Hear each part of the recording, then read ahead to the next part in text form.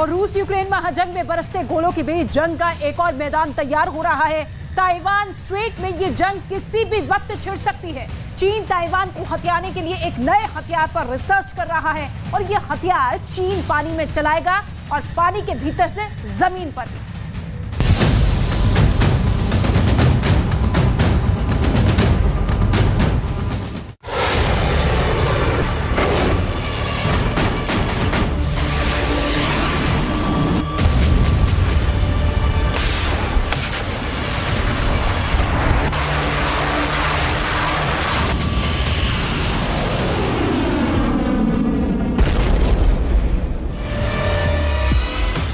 Taiwan पर बहुत बड़ा खतरा मंडरा रहा है।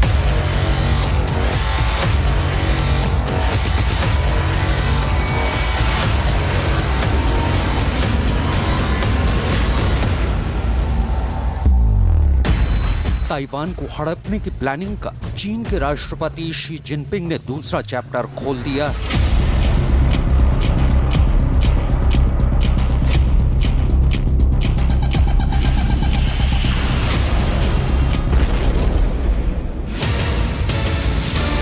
चीन अब ताइवान जलडमरू में एक ऐसे हथियार का परीक्षण कर रहा है जो पानी की लड़ाई में ड्रैगन को विजयी बनाने में काम आएगा।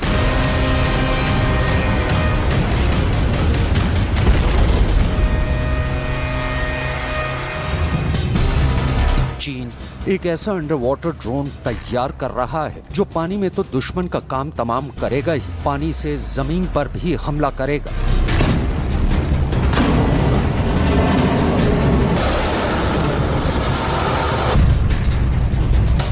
मतलब ये कि कामिकाज़े अंडर वाटर ड्रोन सिर्फ निगरानी या जासूसी के काम तक सीमित नहीं रहेगा, बल्कि जबरदस्त हमला भी करेगा और वो भी बिना किसी रेडार पर आए।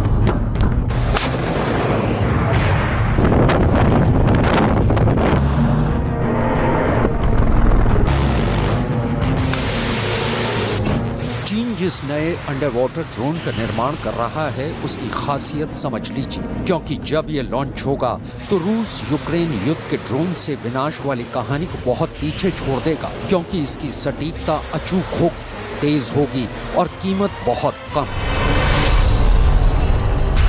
ताइवान शूल की तरह चीन के राष्ट्रपति शी जिनपिंग की आंखों में चुभ रहा है। ताइवान का अस्तित्व चीन की छाती पर सांप की तरह लौट रहा है। ड्रैगन का डेंजर गेम ताइवान स्ट्रेट के पानी में आग लगा रहा है। अंडर वाटर ड्रोन के पहले चीन ने लेजर से चलने वाले ड्रोन को विकसित किया। इस ड्रोन को लेजर के जरिए रिचार्ज कर अनिश्चित काल तक हवा में रखा जा सकता है। चीन को उम्मीद है कि इस ड्रोन को मिलिट्री सैटेलाइट की जगह इस्तेमाल किया जा सकता है।